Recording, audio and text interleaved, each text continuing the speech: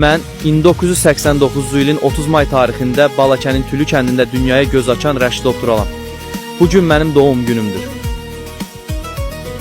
Həyatımın ən böyük uğuru vətənə xidmət etmək oldu.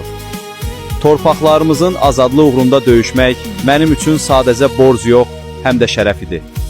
Mən bu yolda canımdan keçdim, amma arxamda 3 oğul və başı uca bir ad qoydum. Sizinizlə fəxr edirəm oğlanlarım. Mən vətəni ürəkdən sevən bir gizir idim. İndi isə Azərbaycan xalqının fəxri olan qəhrəman bir şəhidəm.